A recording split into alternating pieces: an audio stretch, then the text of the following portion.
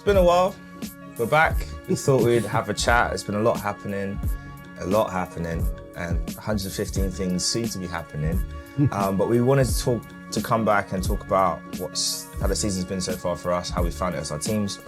Obviously been taking a lot more WSL action myself, and that's been quite fun to see. But ultimately we're going to be doing our thoughts on the season so far, how we think it's going to end for our respective teams. We're going to talk about Chelsea under Liam, LinkedIn Liam as he's called.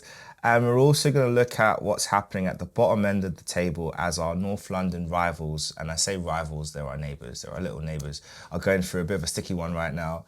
And it might not end well for them or for the rest of us, because that's 6 points a season that we don't want to lose. But anyway, we'll talk about that and more in this episode of One Kick from Glory. I'm joined as always by Craig.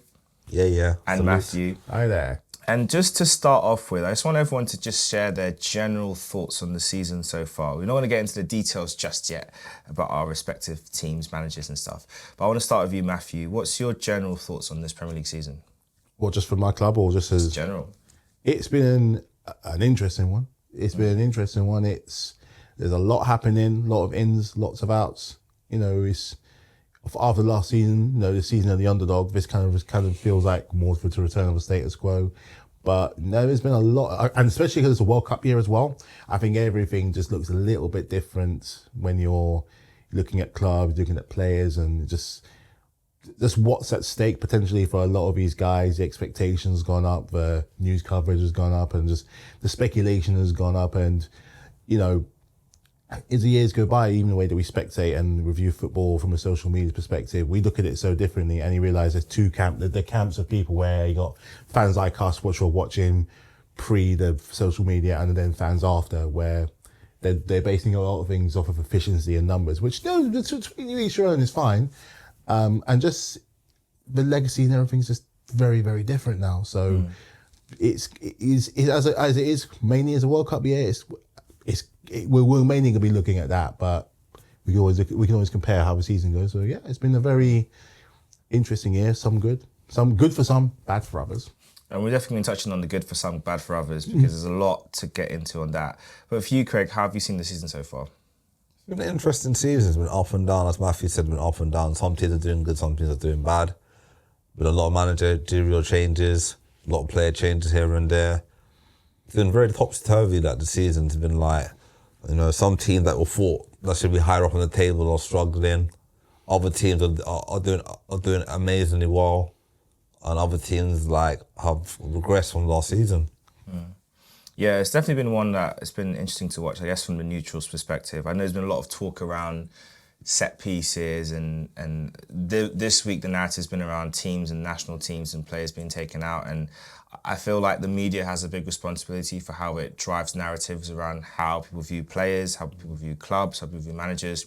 And I also find it funny as well, the double standards that how certain managers are portrayed. And I remember there's been a lot of, I feel, very unfair criticism around Mikel Arteta and his behaviour, and yet you'll see managers like Fabian Hertzler at Brighton who the things they attribute to Arteta, that's what this guy does. Especially there was talk about bad refereeing decisions, and I think Arsenal fans, we've been very quick to point out across the board where the referees haven't been fair, haven't been good. A lot of fans spun it and said, "Oh, you lot are always complaining," but when it happens to them, we don't turn around and say, "See, told you so." We're like, "Look, there's a problem. Let's all unite and make these things better." But if people want to still do the tribalism game, so be it. But we're all going to lose out. And I think there's a lot that can be done to make the officiating better. And also, I think decisions by the league need to be better as well. And we're going to come on to that a little bit before we get into talking about Tottenham and their crisis. But I want to start off talking about Chelsea, because there's three conversations with Chelsea right now to talk about. Of course, there is this start under LinkedIn Liam, as he's been referred to, Liam Rosenior, and some of the criticisms around him and how he talks, and he just kind of say weird things in press conferences, but that's his demeanour. Of course, there is the £10 million fine. That was not a fine that you got for breaching financial records. And of course, the implication that then has on Manchester City. And then ultimately, the third point is just your general season as a whole. And when you think about the amount you spent over the years, it's not really adding up and it's not really paying off so far. But I want to start off with LinkedIn Liam. with you, Matthew. How have you found Chelsea under Liam Rosenior? The worry was when he came, when it was announced that it was always going to be too big of a job for him to take on. And unfortunately, the last 4 games, as of Sky Sports saying, it's looking like that point was proven right. And especially so the problem started before, because I think the only games you lost were against you guys. Yep. And then since then, the last win we had was against Wrexham. I remember watching that game and I was like, this Wrexham team here is pushing for promotion and pushing for it well.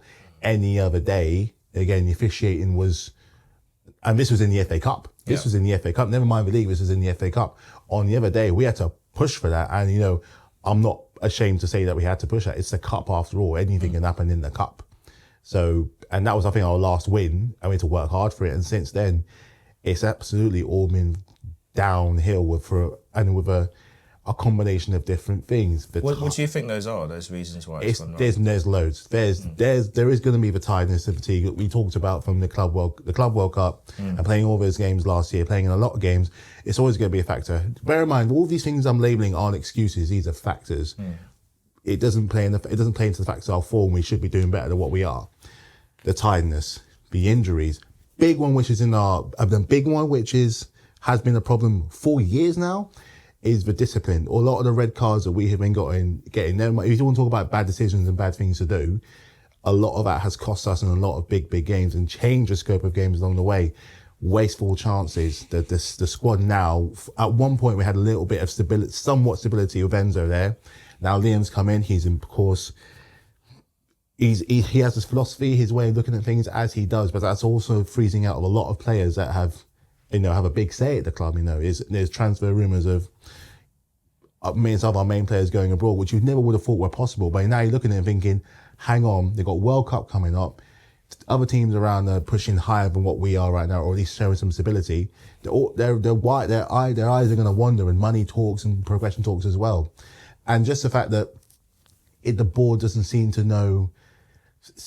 These American owners, you have American owners, Liverpool have American owners, lots of clubs have American owners. It's the approach to the sport that they have. I just don't feel like they understand what it means as an English team if you want to stick with a manager. I'm not saying that with Enzo we're going to be doing any better, but I don't think we're doing any worse. We weren't doing worse beforehand. We had a good string of results. We're firmly in every single competition. Carabao Cup. I'm not saying we're going to be in the Premier League, but progressing inside towards the top 4. I don't call it a trophy, but we would have been there. We'd have had some solidity there. FA Cup, an FA Cup again. Whereas now he's gone. We've got this new guy in, and things started off fairly well to then where we are now. Those things I said before were factors, but now they've played in, and now this fine has come through, which made things even harder because you've got the potential of a lot of these players wanting to go, and you're telling me that we can't replace them or at least replace them properly. And I've got a whole bunch of players that should not be at this club anymore, especially if you want to be solidify competing in a lot of the things you want to compete in. There is the only thing I was saying we're talking about this before. The only thing we really got going for is the FA Cup, and I always said I wanted to do some domestic success in this league during the season. Nearly got there with the Carabao Cup, weren't quite there. Got the FA Cup. Let's really kind of just push for that, but. Liam's tied. It's not like Liam's tied down to like a half a season job. He's there for a while. These long projects. But if you got these long projects, you got to see them through. It's a shame we didn't see it through with Enzo. Obviously, what happened. That was kind of set in stone from some time. He was unhappy when he went. But you got. You just gonna hope. I don't think necessarily sacking him will help. Because at the end of the day, we're looking to have him still there come next season with a ban. So the only thing we can really do is to see what he can get with these guys here, improve on our season, and ideally get to a final. Better to get some kind of silverware somewhere if it's just the FA Cup. Yeah, I think silverware is going to be important because, again, that's kind of what you use as your metric to justify the project direction. And maybe if it's not working out, you should try a different approach. I do want to touch on those that... the fine you were given, because when I heard the news, I was like, yes, Wenger's vindicated, because he's been saying it from time. And Hazard even said it himself when he retired about the fact that he wanted to come to Arsenal, and then something happened. His agent obviously mentioned Chelsea, and that's where it ended up. And of course, the players that were involved in this is players that were transferred from 2011 to 2018. The big name players were Eden Hazard, Sam Eto'o, Willian, Ramirez, David Luiz, Andre Schürrle, and Nemanja Matic. And of course, many academy players as well. Now, what I find really strange of all this, and I want to get your take on it as well, Craig, is that you were handed a £10 million fine, which has not been paid by Blueco, your current owners, because it's been taken out of the money that Roman Abramovich is owed from the sale of the club. Strange. That's the first part. The second part is you have a suspended transfer ban, which means that you can still do business in the summer, unrestricted. But then the only thing that's really happened is that you've got the academy ban, so you can't sign any academy players for 2 years. So, Craig, when you heard all of this, and obviously the thing that's really important about that time period, 2011 to 2018, that coincides with your first Champions League win.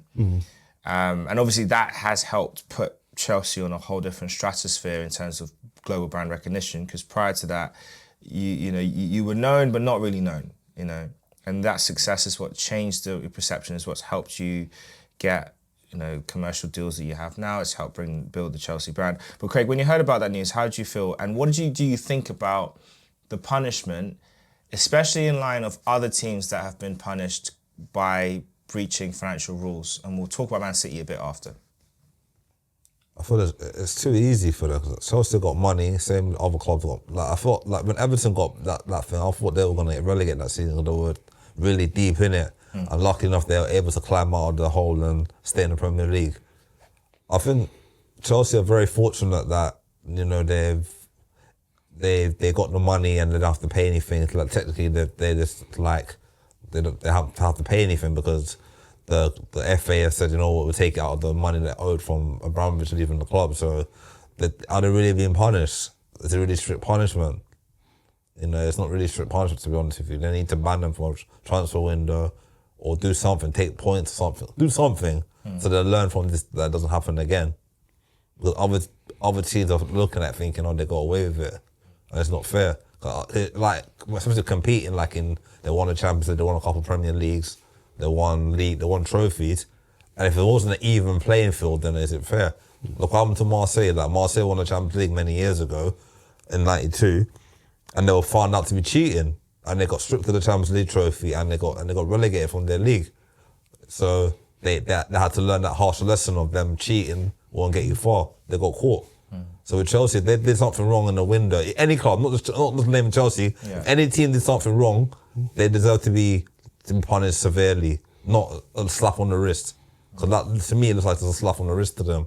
And they're laughing about it now. So there needs to be harsher punishment. In the future, we need to invent a rule, harsher punishment. If you do something that's not right, illegal, either you get relegated, you lose points, or something harsh that will punish the whole club. Yeah, I think I just found the punishment strange. I mean, I'm glad that they, found them guilty, but you've done nothing. The ban doesn't do anything. So, I mean, I know they said there's a 1-year transfer ban suspended for 2 years. So in 2 seasons' time, you'll have a 1-year ban, fine. But at that point in time, if you get your business right this summer, or the following summer, then it doesn't matter if you have a transfer ban for a year, because you could have a stacked squad that's ready to compete. So I just found it very strange. And also now I'm thinking about the other clubs, like your Evertons, your Nottingham Forest, even looking at Leicester, because they've had lots of PSR stuff since getting relegated, and they've faced fines. And I think there's been news that someone are going to write to the Premier League to explain how they've come to this decision, because we can't, and I want to get your fan perspective in a second, but just tee it up. We can't ignore the fact that Manchester City are that stinky cloud has been hanging over this league for the past, 3 years now? Almost 4. And we still haven't got resolution to it. There's rumours about a 60-point deduction, all that kind of stuff. But until that gets resolved, we have this massive hole which basically says that you can cheat, you can get a little slap on the wrist and keep it moving, and no one's really going to say anything. I don't think that's fair for the teams that try to do things the right way. I feel for teams like Aston Villa and Newcastle that trying to make this PSR stuff right. I think for both of those two teams, their biggest issue is that they're misspending their funds. I know that they're restricting what they can do and they have to sell an academy player to balance books. But when you look at who they sign, they're not making smart signings either. So Villa and Newcastle need to kind of sharpen up on what they're doing in the market because they're not making smart signings. But at the same time, they are hamstrung because they've got money to spend. They can't use it. And clubs like Chelsea, and as it stands, Man City are doing what they want. And, you know, there's minimal punishment. But for you, Matthew, like as a fan, how do you feel about when that news all came out? I knew the investigation was going about. I just didn't know when it was going to be solved. Everyone's got their eye on Man City. Because, you know, 115 is a very big number. Ours was just that one. And bear in mind, we've already had this before, 6 years ago? Yeah, we had a transfer ban. We went through the young'uns, and I like to think that we didn't do too bad. You know, the signings you mentioned, the ones there. Funny thing is, when what were the names again? So it's Hazard, Etu, Willian, Ramirez, David Luiz, Andre Schürrle, and Nemanja Matic. Hey, because I was saying, two of them came up. Only two of them had to do with the Champions League win. The rest came as part of like a kind of resurgence after that. So yeah. So look, there are always when you're involved in things like this as a fan, you're always going to be worried about what's going to happen to the club. But you're always going to say like, it's going to be more on the club than necessarily on the players, sort of thing. You know, you don't. Okay, circumstances different, you know, because certain not that one up there have, you know, blatantly been doing it and some higher number. But it's like, but the thing is, how do you separate what they've done on the pitch versus how it's being run? Because they're two very, very different things. And you've seen in the past how clubs, look at QPR back in 2015, had all the money in the world, but not a lot of sense. It could have been them. It could have very easily could have happened to them. And they spent all that money. They still got punished because they got relegated anyway. True. So the thing is that you want more consistency in the same way with officiating, you want more consistency with, you know, how things are dealt with. Like certain clubs one way, certain clubs one way. It's like, but how do you separate it against the player, the guys on the pitch that have nothing to do with this, versus the club that put all this into perspective? Where's the line? Where's the rub? Look, we've been banned before. We've came through strong. All I can do is says that we'll come through strong no matter what. We'll do what we got to do. If it means starting from the ground up again or whatever, the true fans, the real ones, pre-Roman like myself, we're still going to be there. Yeah, it doesn't matter. Like, you know, peaks and troughs, and it shows. It's going to show a lot of true, like, for any club, it's going to show a lot of true commitment. Who's down for the ride or die? Who's going to be like, look, who's going to be there? Whether it's Chelsea versus Real Madrid versus Chelsea versus Russian Diamond. What's it going to be? But we'll see. Wait, 2 years time, whatever happens. Like I said, we've done it before. We can do it again. So I'll take all fights with open arms. Yeah, I mean, I think it's, and that's a great point about the real fans will stick around. And obviously it hasn't affected you in terms of your sporting ambition because the punishment you've gotten is basically nothing. But what it does highlight to everyone is that during that time period, there was financial irregularities and you did do illegal things, which, you know, £47 million in secret payments to unregistered agents and third parties for those transfers. That's outrageous. But again, I'm just happy that Baba Wenger is vindicated because he's been saying it. He's been saying it for the whole time. Everyone just said, "Oh, Arsene, shut up. You're just jealous, or you know, you're getting senile." Blah blah blah. The man knew what he was talking about, and he's been proven right. So justice for Arsene. But obviously, the big one that we're all still waiting on is Man City, and I think in light of this, I'll start with you, Matthew, then Craig. What do you think is likely to be their punishment? Obviously, I've heard rumours about this 60-point thing, which would relegate them. And that has implications for a club we're going to talk about a bit later. But what do you think realistically is going to happen to them? It's going to be a fat fine or a transfer ban. They're not getting relegated. I think we said before how you don't want, like, and this is kind of where football's kind of changed so much in terms of how we view them and hierarchy. And it's going to go back to that thing called the Super League before, that club hierarchy. And I might be wrong, I probably am, but it's a hierarchy with certain clubs in terms of revenue, interest, advertisement, things like that, and just how they're changing the clubs anyway to the fans that they want to have in versus the fans that are already there. At the end of the day, that's just what it's going to be. The Club World Cup, as successful as we were in it, I'm taking that as a trophy at the end of the day and I like it, you know, that how many real fans actually went? How many real fans from Manchester from main road days are going to that stadium? From when they first moved to the Etihad, back when it wasn't called the Etihad, realistically, what's it going to be? They're far too much of that club where something real serious is going to happen. It's like, it'll be hilarious for us other fans. It'll be hilarious what they're going to do being down in League Two if it were to be that deep, to be relegated. What they're going to do with the likes of Haaland, Stones, Donnarumma. What are they going to do? Pep will jump ship. Pep will obviously jump ship. What's the rest of it? And you like to think that something along those lines where a massive point deduction and possibly even relegation is warranted. It's happened before with clubs like Juve. They came straight back and been fine ever since. But that's in an ideal world because there's 115. We got done for the 2 that we did. They got 115. But I do think the league have to set a precedent though, because obviously the Juventus one was match fixing, so it's match fixing their financial stuff, so it's a bit different. And obviously Marseille was financial. Those clubs both got punished us historically at the time. I think with this one, it's sporting integrity that's been called into question. So I don't think you can justifiably keep them in the league. I don't see how, because. And for me, it's not even just about the charges. The bigger issue is, and the reason why the charges got to 115 is because they kept avoiding giving evidence. They kept delaying. So more charges got added on because it's like you're not complying. The only reason why they escaped the UEFA fine when they got, which started this whole investigation years ago, is because UEFA had a time limit on how long they could prosecute them for. And Man City just stalled them out. And the first thing the Premier League said when this charges got lifted is that there's no statute of limitation, which basically means there's no time limit on how long this can go on for. So don't even try and stall us. We're coming for you. Yeah. And Man City's lawyers panicked. So a lot of what's happened in the beginning of this court case between the league and Man City was Man City was countersuing the league. To say, oh, you suing us for this, we're going to challenge you on that. And then a lot of the early case was just them basically fighting against having the charges stand up before they even started processing the charges. So I would be shocked beyond belief if Man City are still a Premier League club next season. I don't care if they don't get relegated this season.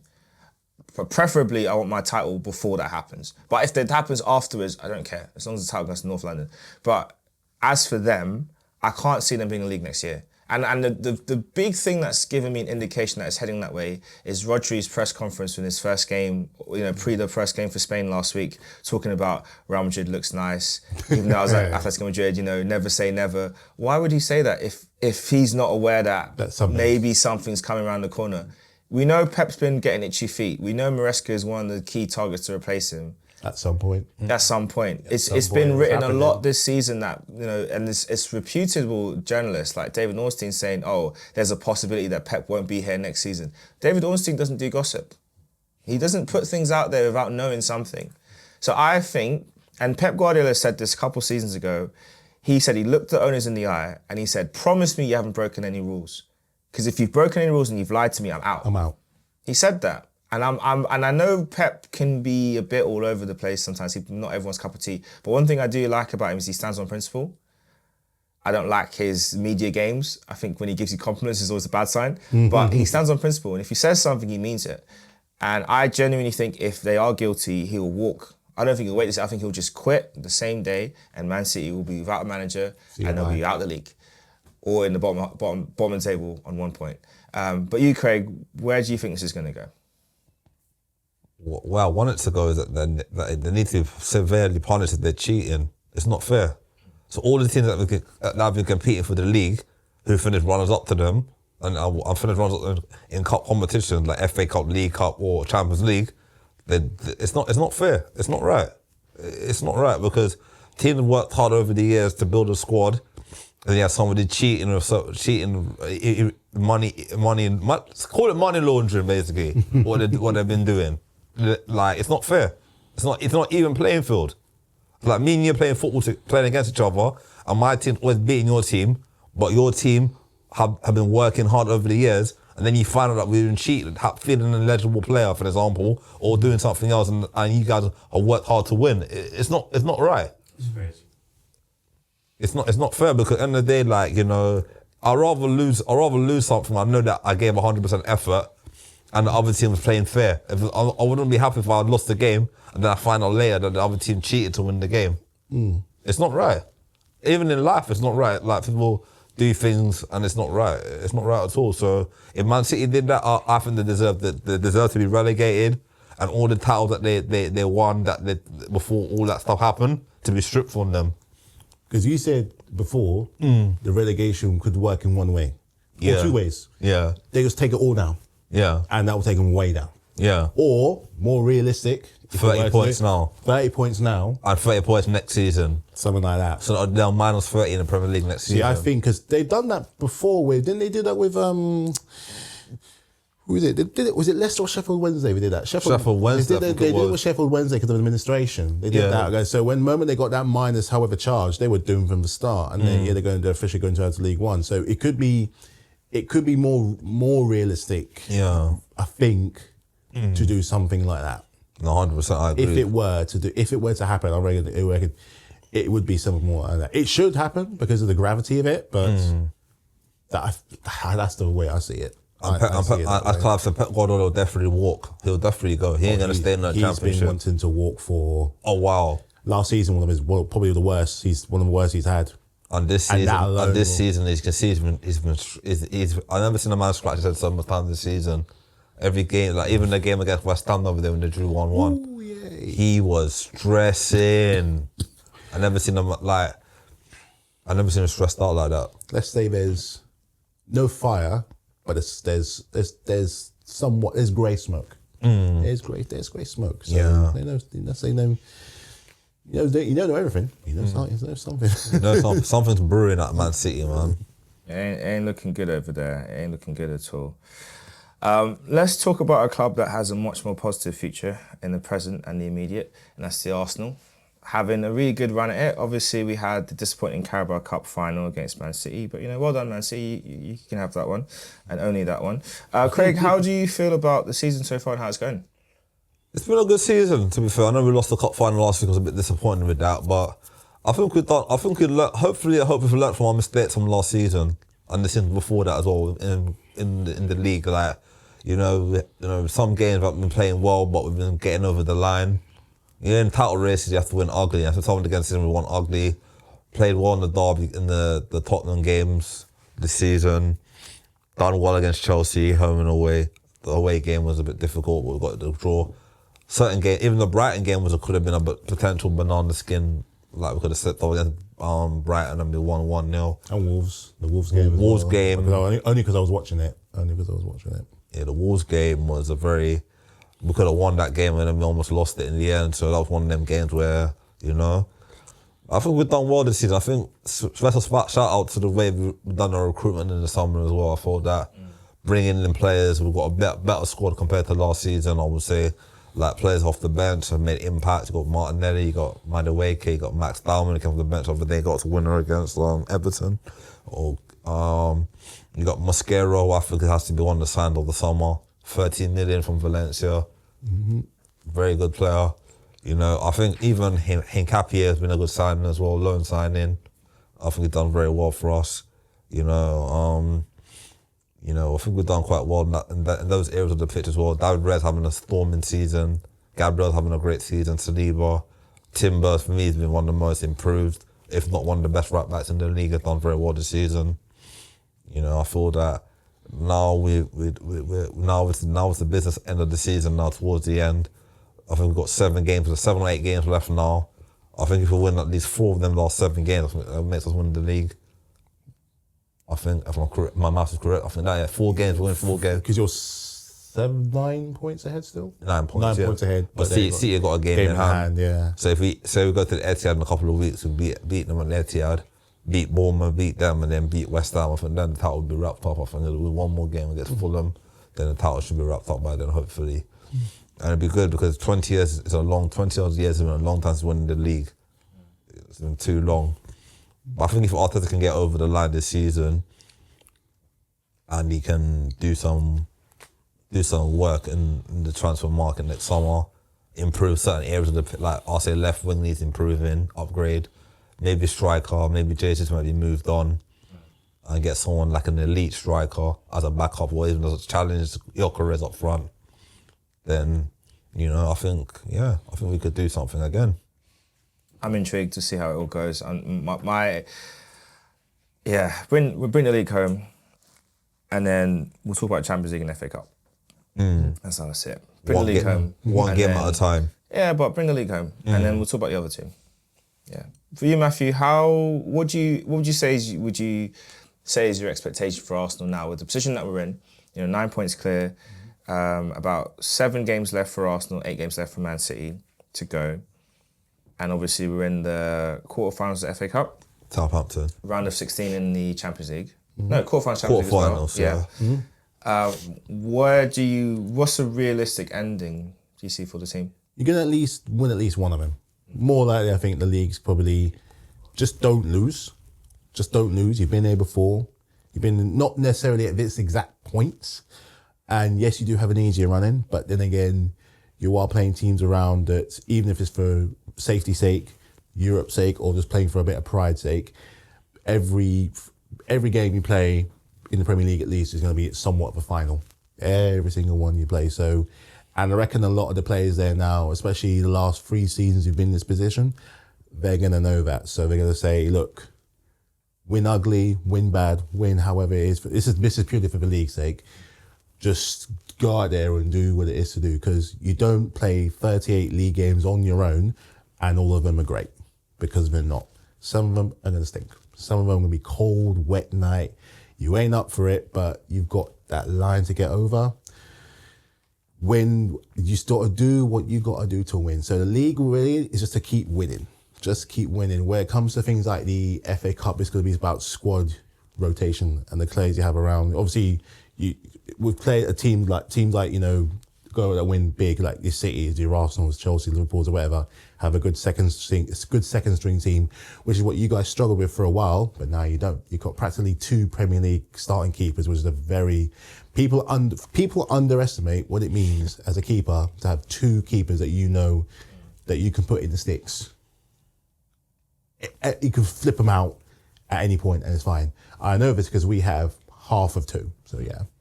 Yeah, we've got 2 good goalkeepers. I mean, I wouldn't be in a hurry to change them after the cup final, but that is a lesson for everyone in that. With the Southampton, you're getting to the business end of the cup, and this is where at any point it's going to be much even from the previous round. I think around the round of 16 was it? It's going to be tough.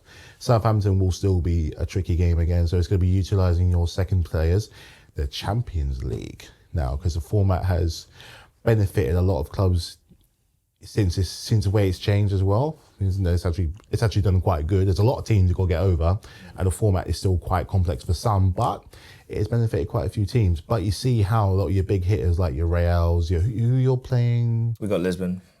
So,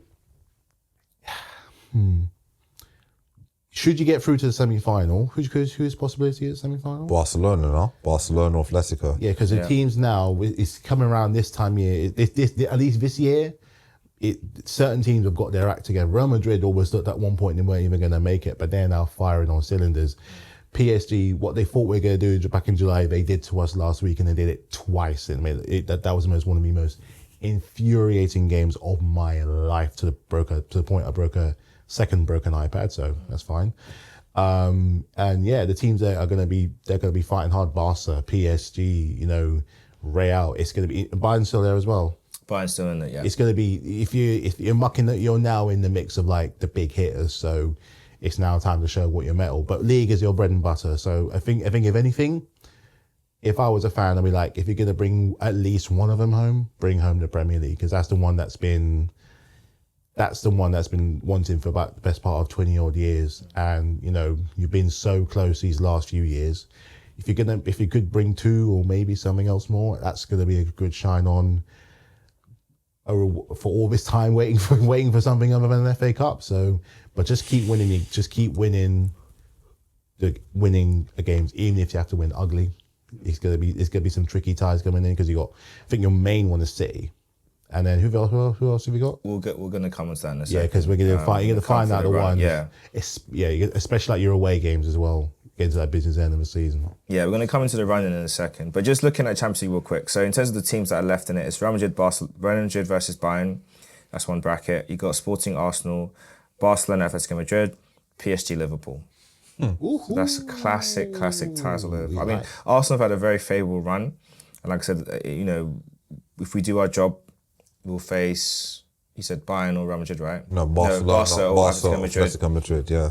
And that could set up a very tasty final, either PSG again, or Arsenal Bayern, or even Arsenal Madrid, or Arsenal Liverpool. All Prem final. English final. Could happen. I like an Are Liverpool on the other side of the group? Liverpool with PSG.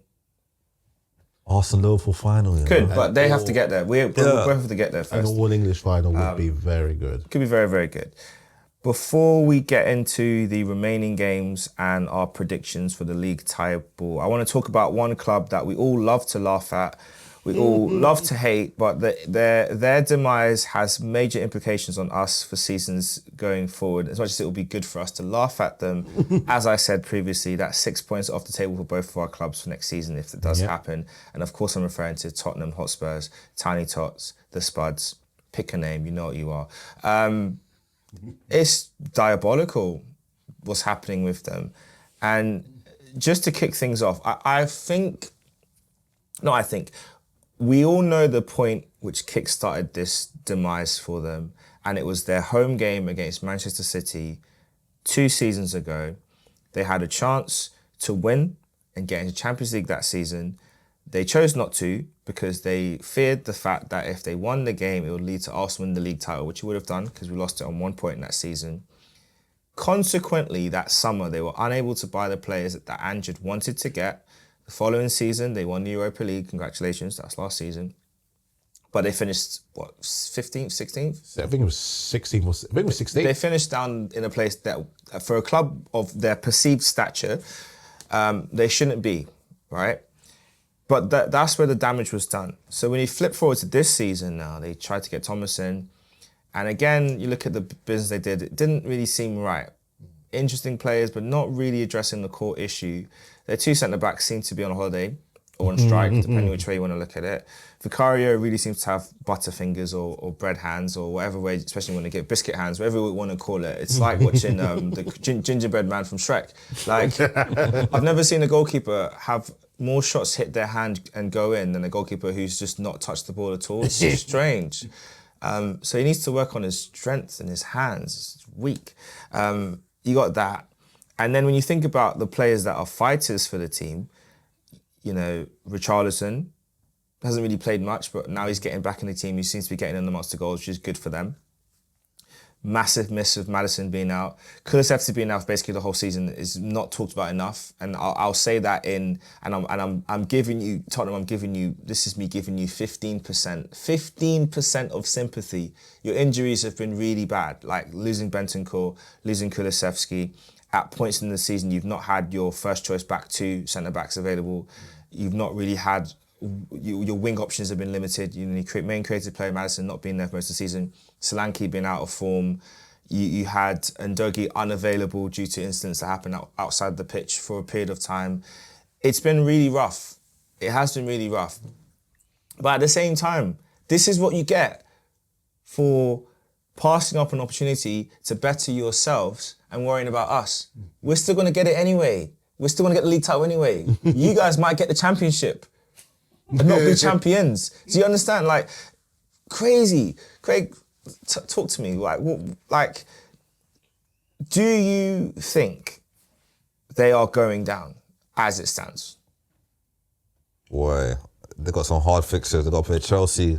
Chelsea could end up relegating them, We'll get to that. We're going to get to the fixtures predictions, but yeah. But yeah, I honestly feel that their recruitment's been very poor. The recruitment's been poor. They have no fighters in that team. They're not, like if you're in a relegation battle, you got a man a player that can get out, like get you like a maverick or someone that can do like that job. Like you know, back in the year, Portsmouth, like in the relegation zone, that's someone like a Kanu or Yakubu getting them out the mix, or Teddy Sheringham, a veteran Teddy Sheringham getting them out the mix. Barclays, man. I don't see any of them players in that team that can get them out of the scrap. I don't see any of them. You know, I feel the recruitment's been poor.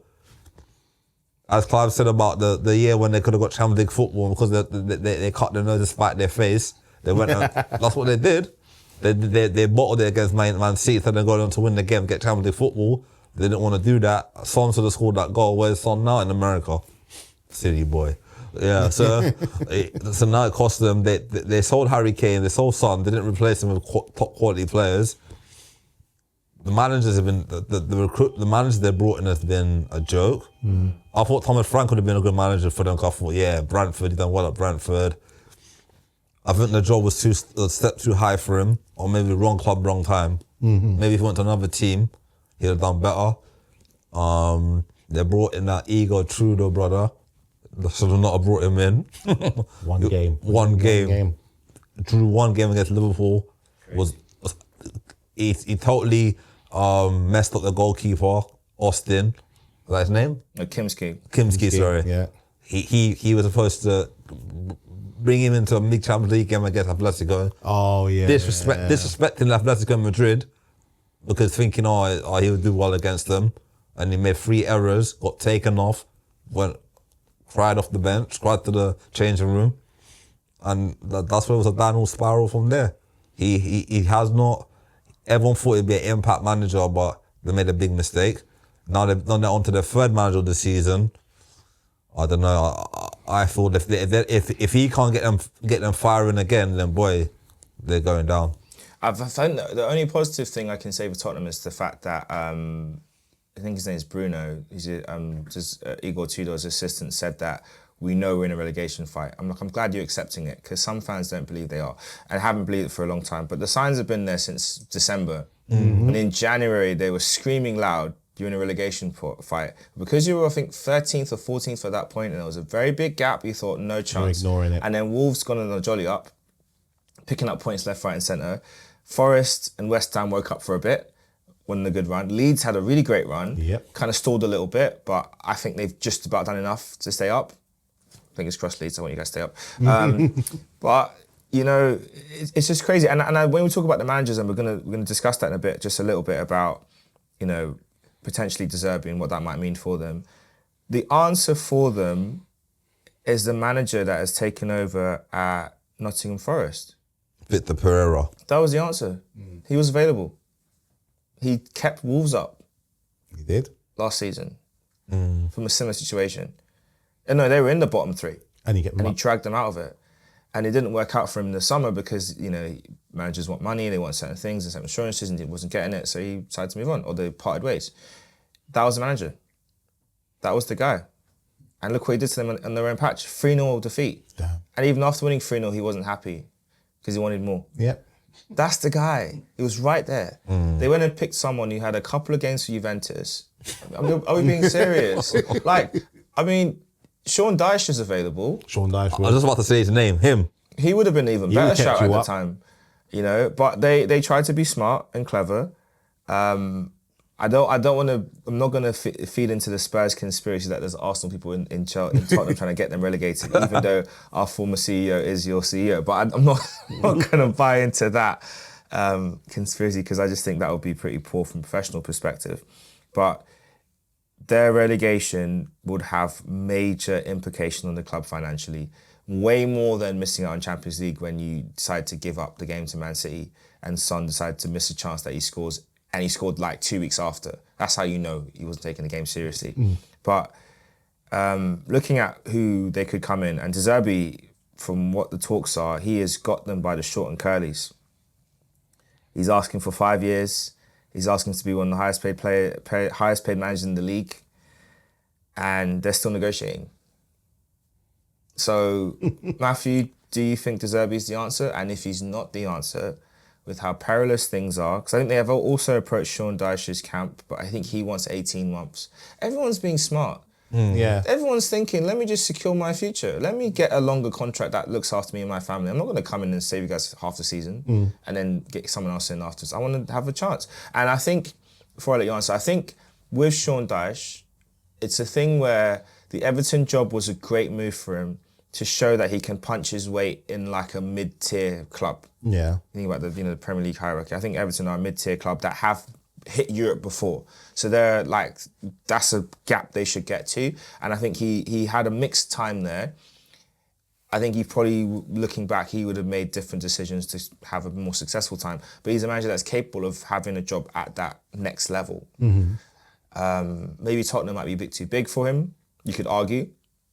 If I'm them, I'd take him. I think De Zerbi's great, but I don't know if they have the players to play the way he wants to play and to keep them up. It's the right appointment from a branding perspective, but where they currently are, they need to wake up that team. And I don't know if he is the guy. But what do you think about him potentially being the next manager? That's De Zerbi. Yeah. De Zerbi had a great time at Brighton, had them playing some real good football, much to my annoyance, gave us a proper good kick in. He is the right guy at slightly later time. Dyche would have been the perfect guy 3 months ago, because he's shown, Dyche has been, was it Everton, he's been Burnley and, Forest, where he can get a tune out of players, even if it means just keeping them up. That is his specialty. And at one time at Burnley, I think he even finished in the top half of the table, and firmly in the top half of the table. So if you show him some real grace and faith and, belief, he can do something. But you want better football, De Zerbi will give you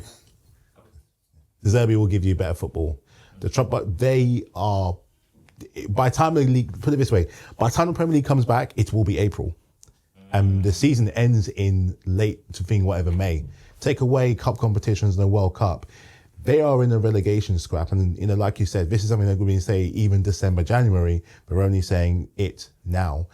I don't think they will be relegated. They're going to pull it out somewhere, somehow, somewhere. They got those players. They got that big fat stadium. They got players that they got money to pay and things to answer to. Are you really expecting that team, that stadium, to be in the champion? No disrespect to the championship, but you've got, in comparison, you've got that big mega Galactico stadium where they once had the Giants playing football, to potentially having Blackburn, who are teetering on League One.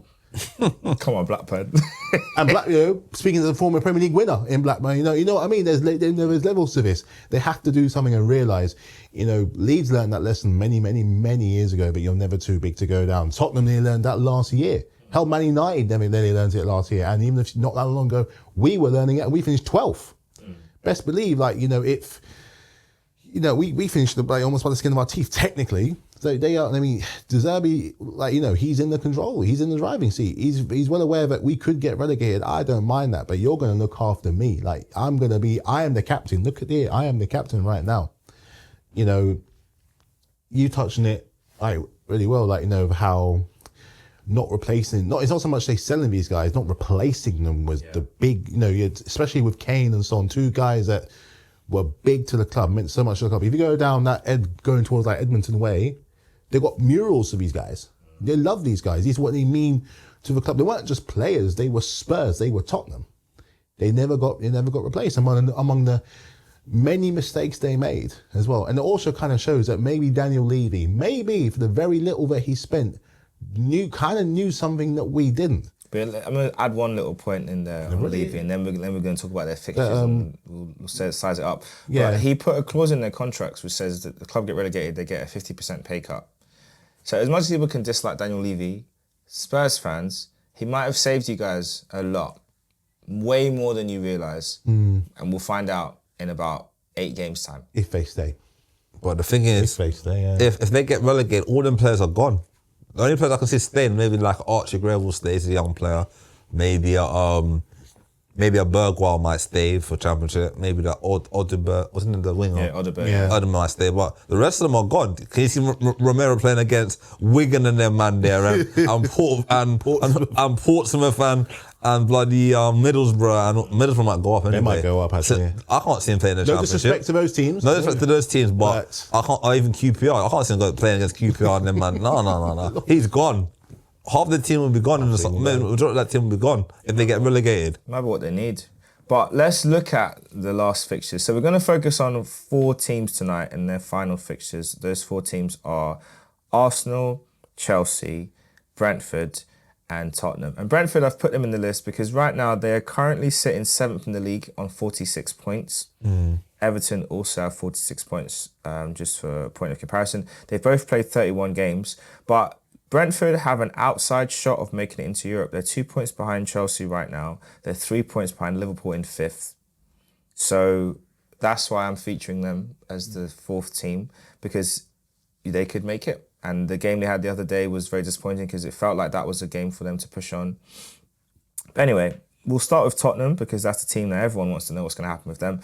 And we're going to run through their fixtures and the predictions, what you think is going to happen. So I'll start with you, Matthew. They've got Sunderland away next up. Sunderland away. They've done well to their home games. The Sunderland have done well in general. They've done good. I can see that being a very, very... If De Zerbi's there by then, which he should be, that could be a draw. Sure. Craig? Sunderland win. Same. Sunderland win. Tottenham, Brighton at home. Brighton win. Craig? Brighton win. Full house. Wolves versus Tottenham away. Start with you, Craig. Draw. Wolves away. So they're at Molineux. Yeah. I'm going for Wolves win. But I'll explain that towards the end. Explain it now. Now only on the... Okay. Only on... We'll come back to that. I'm gonna say Tottenham will get their first 3 points on De Zerbi. Away to Wolves. Aston Villa, Tottenham at Villa Park. Villa win. Villa win. Full house. Tottenham versus Leeds at home. And Leeds are still in a relegation scrap here. We don't know. This is 5 games in. I think Leeds might do them, you know. I want Leeds to do it, but I don't think they will. But it'd be a tight win for Spurs. I think Leeds win. I think it'll be the second win under De Zerbi. Chelsea, Tottenham Chelsea. at Stamford Bridge. Chelsea win. Chelsea always win at Stamford Bridge against And Tottenham. this is the penultimate game. Yeah. This would be a Chelsea win. For reasons. Yeah, because we'll have to play for. I'm going to call it a draw. Wow. And then last but not least, Tottenham versus Everton. Everton win. Everton relegate Tottenham on the last game of the season. We'll go down to the last game. I'm gonna say draw. It depends with Everton what's on offer, because Everton, like I said, they're 8th. Because obviously I'm not covering their fixtures, but if things work out for them, because they've got Brentford next, so that could put them in conversations for Europe as well. So if they have a win and 3 point, like a win takes them into Europe, barring other results, I think Everton might beat them in the last game of the season. So as Craig says, that might condemn them to Championship. Next, we'll talk about Brentford, their fixtures. So they start off against Everton at home. Draw.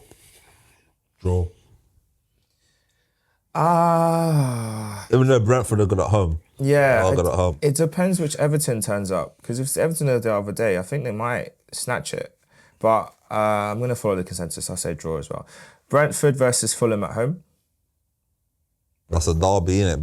Big rivalry. West London derby. Is that Everton? At Brentford at home. I think Brentford win that, you know. I think Brentford win it too. Fulham are in a really weird run of games. I think Fulham will beat them. Okay. Because they're just having this weird season where they're just getting points when you don't expect them to. Man United versus Brentford at Old Trafford. Man United win. Yeah, Man United win. Same. Brentford West Ham at Brentford. Brentford win.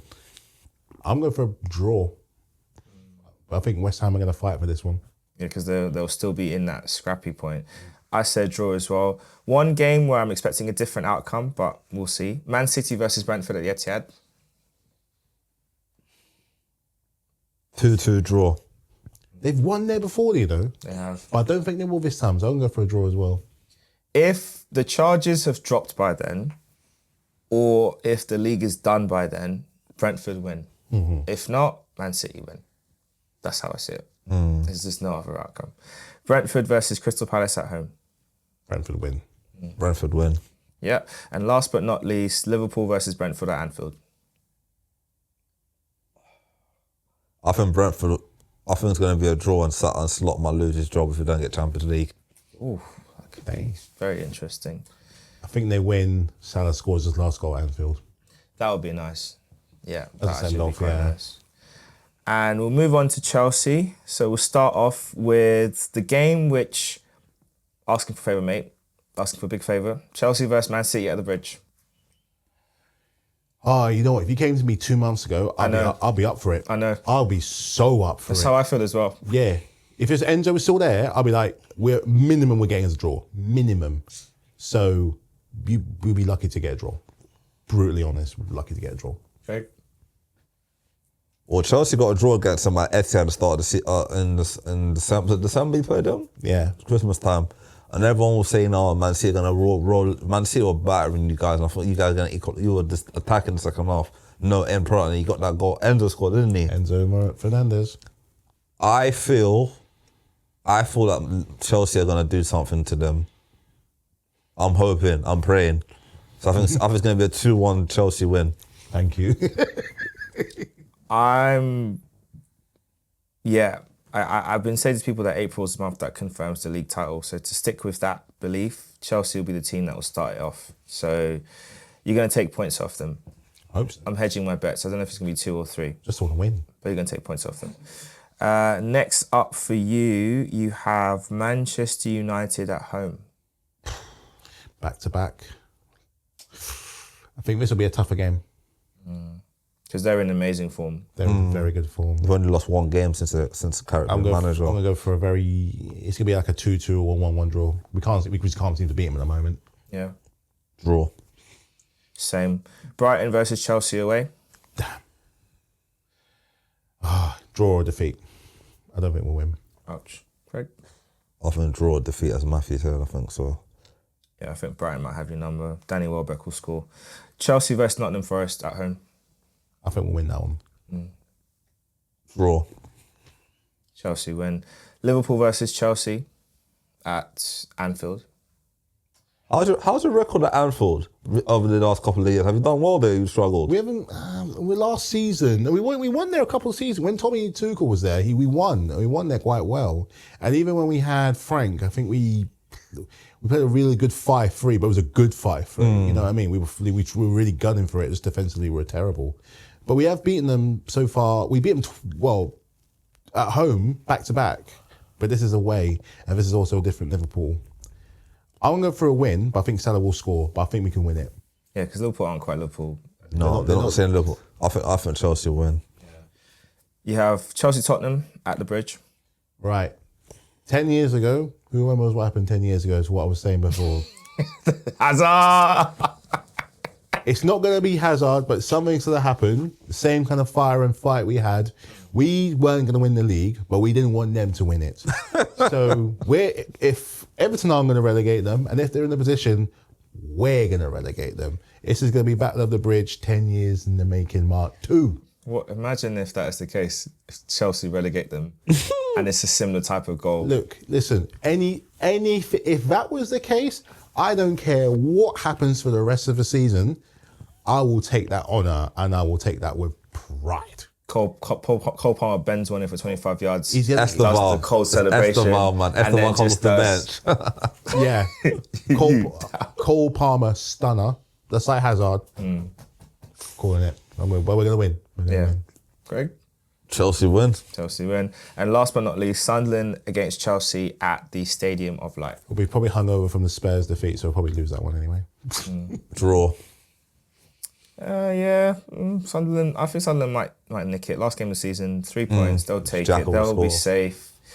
They'll probably. But they're really safe already now. They've got 40 they're points safe, but they've still got dreams of Europe. They're on 43 points, so they could make a late push. That could be the game that tips it for them to get Europa or Conference League. Right. Last but not least, Arsenal. So we'll start off with our game against Bournemouth at the Emirates. Home win. Arsenal win. Full house. The Etihad against Man City. I'll take a draw, you know. As long as we don't lose to them. Draw or win. I want to beat them away. So I'll take a win then. I think it might be a draw. A hard Yeah. Spicy draw. But I want to beat them because what they did to us in that cup final, it needs to be avenged. I'm sorry.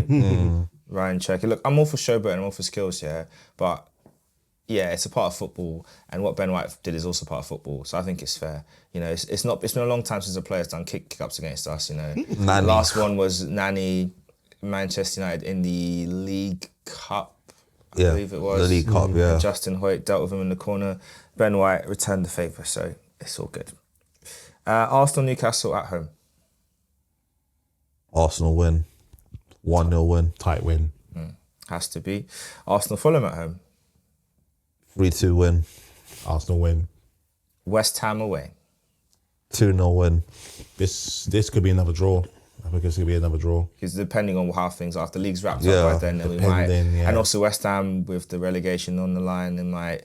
But we've beat them the last few times we played them away. Yeah, Since Rice has joined us, we beat them every time we played them away. Yeah. So it's only at home struggle against them. Yeah.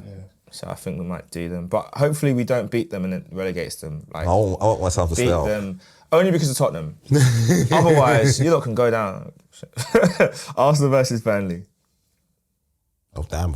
Forgot about them. The Arsenal win. Yeah, so, Arsenal win. Yeah, Yokoro score again. And then last game of the season, Crystal Palace versus Arsenal. 2-2 draw. 2-2 Cool. draw. The game, the league will be wrapped up by then. So by then we can have our second string can play. An ovation for Eze. Yeah. True. Eze to score. Yeah. And Arsenal to win the league. Cool. So I think that wraps it. Let us know, guys. We're back. Matthew, you did want to make your point about why you're saying what you said about that game. Break it down for me.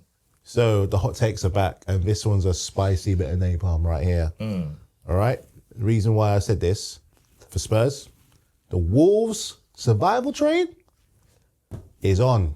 Do you think so? It's on. Ooh, okay. Let's look at let's since you said that. Hold on a second. The Wolves survival train is on, baby. Let's bring up Wolves' fixtures because I need to look at the maths on this one. Make sure the maths is mathing. I've got a C in GCSE math, so this is probably going to say a lot, to be fair. So we'll see. All right, so just quickly running through their games. So they have West Ham away next. Relegation scrap. How do you see that one going? Home or away? Away. I don't think it really matters. That's probably a draw. Okay. Craig? Draw. Draw. Then they have Leeds away. Win. They could win that one. Okay. Then they got Tottenham. Well, we mentioned Tottenham game already, so skip past that one. Then they have Sunderland at home. Win. They could win that. Then they have Brighton away. They might- Draw. Yeah, draw or loss, yeah. And they end it at Fulham. Fulham might come to Molineux. I think Wolves will win that. I think Wolves are good at home. Just away from home, they struggle. They gave us a game. They beat Liverpool. They beat Liverpool in the game after us. So they're good at home. They got some good technical, good gifted players. If they appointed that manager earlier, Rob Edwards earlier, I think they had a more chance of staying up than when they sat the other manager. I'll say this, because they're currently on 17 points. They're bottom of the league. Obviously, Makaski, they can still make it out with 7 games left to play. If he keeps them up, I think he needs to be in contention manager of the season. I don't think he should win it because he's not had a full season, but I think he should definitely be in the shortlist for the final few to get picked. Without a shadow. Rob Edwards should be in that conversation. So who are the candidates for the conversation? I'll say Arteta. Yep. The Sunderland manager. Yeah, Regis Liberace. Yep. Brentford manager. Keith Andrews. Yep. Who else has done? Rob Edwards, if they survive. Rob Edwards. And I'll say the Leeds manager. I think he's done a great job this season with that team. And David Moyes as well. I would say David Moyes. I'd say more Moyes than... but yeah, I think, if it depends how many they pick. If it's only 6, I think that would take out Leeds' manager, who's... Daniel Farke. I think it takes him out. David Moyes to have Everton 8th. Right now, first season in the new... I think with Everton, probably next episode we're going to talk about them more because I think we need to give them a good 15-minute chat about Everton. Because they've moved into a new stadium. That's difficult. Which usually teams struggle to do that. But what they did really well is they've made sure that fans, their seats they had from the previous season in Goodison Park to this season now at the Hills Dickinson Stadium. Yeah. They've kept, it's like one-to-one transfer. It's only been a handful of fans that have been moved into slightly different seats, but every view is great. The fans are close to the pitch, which is one thing most other clubs have not done really well with the rebuild. They've kept them quite close, and they've really fostered a really good atmosphere there as a result. And of course, they've got good results. They've got really exciting players. You think about Liam Rosenior. Baller. You think about bringing in Jack Grealish, who I think she's been a bit hot and cold this season. But I think for me with Jack Grealish, it's not even been about his performances. It's the name. They've attracted a £100 million player. You know, you can talk about his form last seasons, whatever, but there's a £100 million player. This is a guy who's won the league, won Champions League. This is a certified baller in the Premier League. You've attracted him to your club, and that in and of itself does something for the fan base. I think probably their signing of the season is Dewsbury Hall, to me. Yeah, baller. I think he's just been sensational what he's done. I think he has shown that you can rejuvenate your career in the right environment. David Moyes is really good at that as well, with working with players who are misfits or who have been almost forgotten. He always finds a way to get something out of them. I think James Garner had a great season as well. James Garner's had a really good season, and maybe you could argue he's their player of the season. Pickford's Pickford. You know, he just performs really well there. But he's just got a good unit, and then how he's using the centre forwards as well. You can argue which one should start more, but I think he does a good job of if he starts Barry, if he starts Barry, or if he starts Beto. Most times Beto starts because, you know, he works the defenders out, he wears out them, and then Barry comes on, there's more space for him to move into. When it's the other way around, usually Beto comes on, he always gets a chance. Doesn't always take them, but one thing you will say to him, he's always there and thereabouts. It just needs to be a bit more prolific. But his goals starting to come, so that's good. So they've got something. Obviously, I think their next big evolution will be getting a prolific number 9. They need something between the two. I don't think the two of them are enough if they get into Europe next season. But for what he's currently got right now, I think they're doing really well. And this season, they have scored, well, it says it all really, scored 37 goals. Wow. For being 8th, 37 goals scored, conceded 35. So that is really the issue for them, is the goal scoring. But this season is, across the board, is quite a low scoring season. I mean, the highest goal scorers this year are it's Arsenal with 61 goals. Man City got 60 goals. Then it's Man United with 56 goals, and we're the top 3. Then Villa in 4th have 42 goals. Liverpool have 50 goals. Chelsea have 53 goals. But Chelsea's issue is leaking at the back. You've let in 38. So, which is less than Liverpool have let in 42. So that's those teams' problems, is your defence has been an issue, which we've seen that all season. Whereas with Arsenal and Man City, we've 61 goals for Arsenal, 22 conceded. Man City 60 goals, 28 conceded. It shows where we're top 2. Man United 56 goals scored, 43 conceded. But what's happened well for them now is those goals conceded was earlier in the season. Under Amorim. Whereas if you think about it now, if Carrick had started the whole season under Man United, they would be in the top 2. They'd probably even be first. They were challenging. Yeah. If you go by the form they've had and the goals not conceded. So it says a lot. And also, just to go on the other side, the reason why Tottenham are where they are, they've conceded 50 goals and scored 40. West Ham have conceded 57 goals and scored 36. Burnley have conceded 61 goals and scored 33, which is why they're in the bottom 2. And Wolves have conceded 54 goals and scored 24. See? That's why those 3 teams are where they are. This is the margins of goals conceded. Goals scored and goals conceded. If you have a prolific scorer on the lower of the table, then you climb up the table. Like Brentford. Yeah. Brentford have got a clinical striker. That's where they are on the table.